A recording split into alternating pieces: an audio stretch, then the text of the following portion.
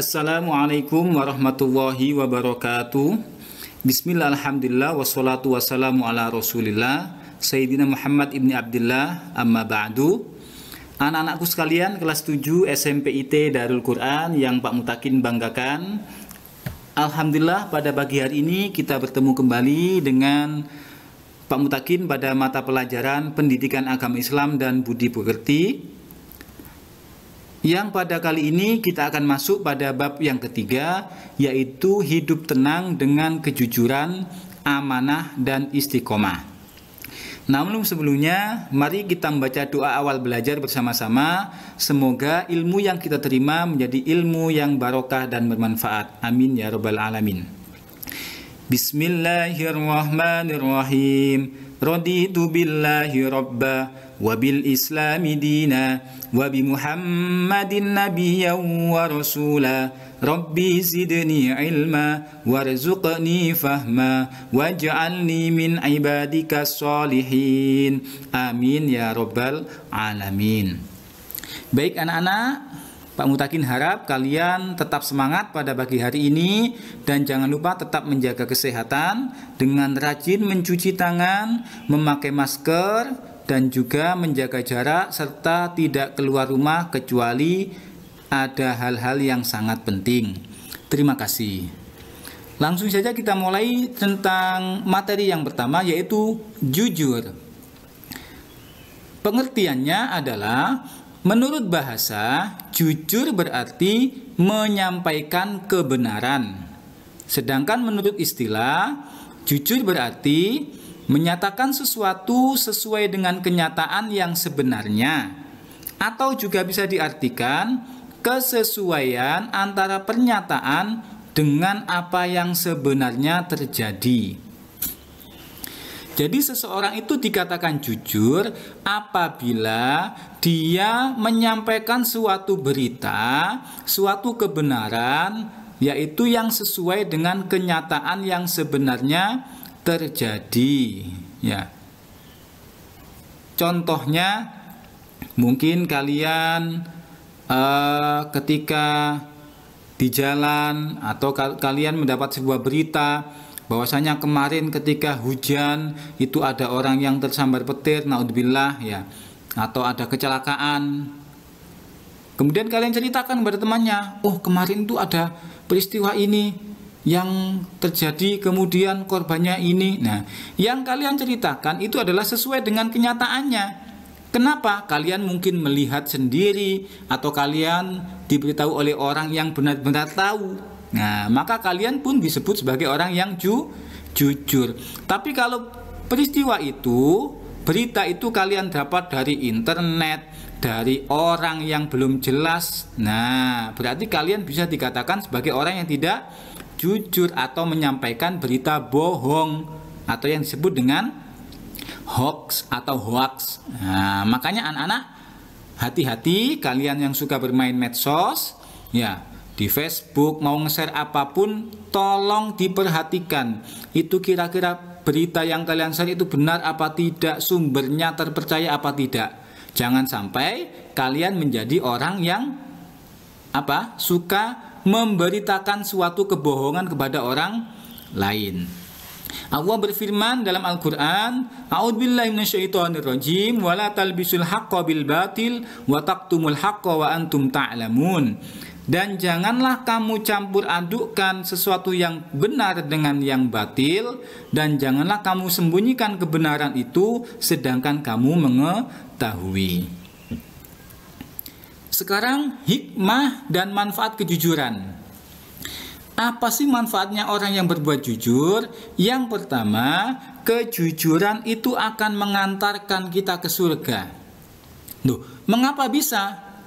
Kenapa? Orang yang terbiasa melakukan kejujuran pasti dia akan melahirkan kebaikan. Ya. Orang yang melahirkan kebaikan maka dia akan dicatat pahala oleh Allah, sehingga ia dicatat oleh malaikat sebagai orang yang selalu jujur. Nah, orang yang selalu jujur maka akan mendapat pahala dari Allah dan nanti akan dimasukkan ke dalam surga. Yang kedua, kejujuran akan melahirkan ketenangan. Kenapa demikian? Orang yang berbuat jujur ketika ia ditanyai, diinterogasi apapun, dia akan tenang. Kenapa? Karena dia jujur. Ya. Nah, benar kamu tadi yang mengambil ini. Oh, bukan saya, Pak. Didedes apapun, apa didedes itu? Ya. Dituduh apapun, jangan bohong kamu gini-gini. Dia tetap tenang, wajahnya pun tenang. Nah, kenapa? Karena dia memang tidak melakukan, dia jujur. Tetapi kalau orang yang berbohong, sebaliknya, nah, dia akan gelisah. Aduh, bagaimana ya? Saya harus menutupi kebohongan saya. Makanya kemudian dia berbohonglah lagi untuk menutupi kebohongan yang sebelumnya. Bertumpuk kebohongannya, tumpuk lagi kebohongannya. Akhirnya apa? Akan melahirkan kegelisahan, gundah gulana. Nah, makanya kalian harus selalu bersikap jujur. Yang ketiga, menjadikan pelakunya disukai semua manusia. Orang yang jujur pasti disukai dan disenangi oleh semua manusia. Tidak memandang derajatnya, tidak memandang agamanya, sukunya, warna kulitnya. Ya kan? Mohon maaf, kamu punya teman, anaknya itu hitam, jelek, ya, tapi dia jujur, ya, jujur. Itu kamu lebih sukai atau punya teman yang ganteng atau yang cantik, ya, parahnya ayu, bagus, ya, tetapi mohon maaf dia tidak jujur, ya. Mungkin ada sesuatu yang dia sembunyikan dari kita, atau mungkin dia pernah mengambil barang kita kemudian dia tidak bilang. Nah, kalian lebih suka yang mana? Pasti lebih suka teman yang jujur. Makanya jujur itu pelakunya disukai oleh semua manusia, tidak memandang warna kulit, agama dan sebagainya. Yang ketiga, mengantarkan pelakunya pada derajat yang tinggi. Orang yang jujur itu pasti akan diberikan oleh Allah derajat yang tinggi. Kenapa? Karena orang tersebut mencontoh makhluk yang paling mulia, panutan kita, yaitu baginda Nabi Muhammad Shallallahu Alaihi Wasallam. Kalian tahu Nabi Muhammad adalah seorang yang jujur, ya, dalam segi apapun beliau selalu jujur, tidak pernah berbohong. Ya, makanya Nabi Muhammad disukai oleh semua manusia. Ya, tidak hanya sahabatnya, temannya, keluarganya, bahkan orang yang memusuhi Nabi Muhammad, orang kafir, itu mengakui kalau Nabi Muhammad itu adalah orang yang tidak pernah bohong. Makanya Nabi Muhammad mendapat derajat yang tinggi, diberikan julukan Al-Amin, yaitu orang yang bisa dipercaya. Oleh karena itu anak-anak, kalian harus mencontoh salah satu sifat Nabi Muhammad, yaitu jujur. Ya, dari akhlak beliau yang banyak bisa kita contoh, salah satunya adalah mencontoh kejujuran beliau. Yang kelima, mengantarkan pelakunya memperoleh keberkahan. Ya, orang yang jujur insya Allah rizkinya barokah. Ya, ada pedagang jujur, ya, dia menjual katakanlah barang apapun itu. Kalau buah, ya, dikatakan, oh, buah ini masih segar Pak, ini baru datang tadi malam, harganya sekian dan rasanya pun manis. Nah, kalau ini sudah 1 minggu yang lalu, harganya sekian, lebih murah. Walaupun rasanya manis, tapi kualitas barangnya tidak begitu segar. Nah, kalau yang ini Pak, ini masam, agak masam, harganya lebih murah lagi. Nah, dia jujur. Ya. Walaupun dia mendapat untung yang kecil, ya, tapi insya Allah rezekinya akan barokah. Barokah itu apa? Bertambah kebaikannya. Ya, mungkin karena rezekinya barokah, anaknya menjadi anak yang soleh, solihah, anaknya berbakti kepada orang tua, menjadi anak yang cerdas, anak yang penurut dan sebagainya. Lah sebaliknya, orang yang tidak jujur, entah itu pelajar, entah itu pedagang, ketika melakukan sebuah kecurangan, ya, Dikatakan, oh ini manis sekali Pak, barang ini bagus sekali Pak. Ya, ternyata ketika dibawa pulang, apa yang terjadi? Ternyata kok ada cacatnya. Terus buahnya kok masam-masam. Nah, mungkin dari segi dunia, dari segi keuntungan, orang tersebut memperoleh laba yang banyak, tapi untungnya rezekinya tadi tidak barokah. Bisa jadi dia memperoleh laba sampai 1 juta. Tapi naudzubillah, ya, mungkin di rumah tangganya tidak rukun, kemudian anaknya terkena pergaulan bebas, kena ikut narkoba, ya, naudzubillah min dalik. Kenapa? Karena rezeki tadi yang dimakan tidak barokah. Oke, paham anak-anak? Oke, nah ini ada sebuah slogan, berani jujur itu hebat.